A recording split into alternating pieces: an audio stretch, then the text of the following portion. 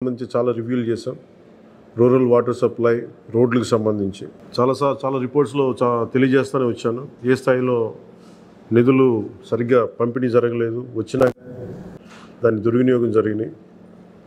ఈ పరిస్థితుల్లో కూటమి ప్రభుత్వం చాలా చిత్తశుద్ధితోటి ఈ పంచాయతీరాజ్ వ్యవస్థని బలోపేతం చేయాలి అని చెప్పి చాలా బలమైన నిర్ణయం తీసుకున్నాం. దాంట్లో భాగంగానే 3 కీలకమైన నిర్ణయాలు తీసుకున్నాం. ఒకటి, ఆగస్టు 15 ఈ జెండా పండుగకి సంబంధించి. 2, మనకి జాతీయ ఉపాధి హామీ పథకానికి సంబంధించి ఒకటే రోజున 13,326 పంచాయతీల్లో గ్రామసభ తీర్మానాలు జరగాలి. ఆ దిశగా అడుగులు వేస్తూ ఉన్నాం. ఈ గ్రామసభ తీర్మానం అంటే ఏంటంటే, జాతీయ ఉపాధి హామీ పథకం ద్వారా వచ్చే కేటాయించిన పనులకు కానీ నిధులకు కానీ ఆ ప్రజాప్రతినిధులు, ఆ ఎమ్మెల్యేలు కానీ, గ్రామ సర్పంచులు కానీ, పంచాయతీ సర్పంచులు కానీ, ఆ పంచాయతీలో ఉన్న ప్రజలు కూడా అందరూ ఏకగ్రీవంగా అంటే ఏ పనులు జరగాలి, జాతీయ ఉపాధి హామీ పథకానికి సంబంధించిన ఆ పనులకి మన గ్రామాల్లో ఏ పనులు జరగాలి, ఏ పనులకి ఆ నిధులు కేటాయించాలి, ఈ దృష్టిలో గ్రామసభ తీర్మానం జరుగుతుంది. విడివిడిగా కాకుండా ఒకటే రోజున 13,326 పంచాయతీల్లో ఒకటే రోజున గ్రామసభ తీర్మానాలు జరగాలని కీలకంగా ఆదేశించడం అయినది.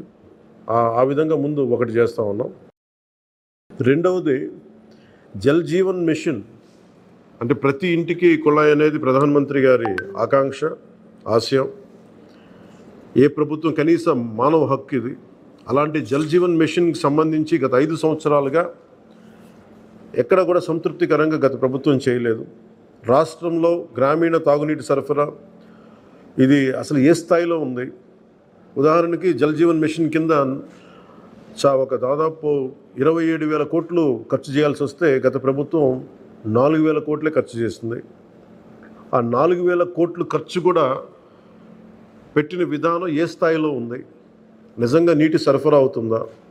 ఉదాహరణకి చాలామంది ఎమ్మెల్యేలు అందరూ కూడా నా దృష్టికి తీసుకొచ్చినా కూడా నాకు వాళ్ళు ఇచ్చే ఈ పిటిషన్స్ కానీ ఇవన్నీ కూడా ఏం తెలియజేస్తున్నాయంటే, పంచాయతీల్లో కానీ గ్రామాల్లో కానీ జేజే మిషన్ కింద పైప్ లైన్లు వేశారు, కానీ దానికి ఆ నీటి సరఫరా ఉండే ఇది లేదు. దానికి వాటర్ సోర్స్ లేకుండా పైప్ వేసి వెళ్ళిపోయారు. అంటే దీని వెనక ఏమనిపించిందో, నిజంగా ఏదైనా వీళ్ళు డబ్బులు చేసుకోవడానికి పైప్ లైన్లు వేసి వదిలేశారన్నది ఆలోచన వచ్చి దాని మీద ఏం ఆదేశించాం పంచాయతీరాజ్ శాఖ ఉన్నతాధికారులందరినీ ఏంటంటే, అసలు రాష్ట్రంలో గ్రామీణ తాగునీటి సరఫరా పరిస్థితి ఎలా ఉంది, ఎన్ని గ్రామాలకి పైప్ లైన్స్ బాగున్నాయి, నీటి సరఫరా స్థాయి ఎలా ఉంది, రోజుకి ఎన్ని లీటర్లు నీళ్ళు వస్తున్నాయి, అలాగే ప్రస్తుత పరిస్థితి తెలుసుకోవడానికి దాదాపు ఒక 12 అంశాల మీద మేము సర్వే చేయమని ఆదేశించాం. దీన్ని పల్స్ సర్వేగా మీ దృష్టికి తీసుకొస్తున్నాం. ఇది పల్స్ సర్వే చేపడుతున్నాం. దీంట్లో వచ్చిన డేటా ఆధారంగా జల్ జీవన్ మిషన్ని కూటమి ప్రభుత్వ ఆధ్వర్యంలో అత్యంత పకడ్బందీగా ప్రణాళిక రచన చేయడానికి ఈ సర్వే నిర్వహిస్తున్నాం.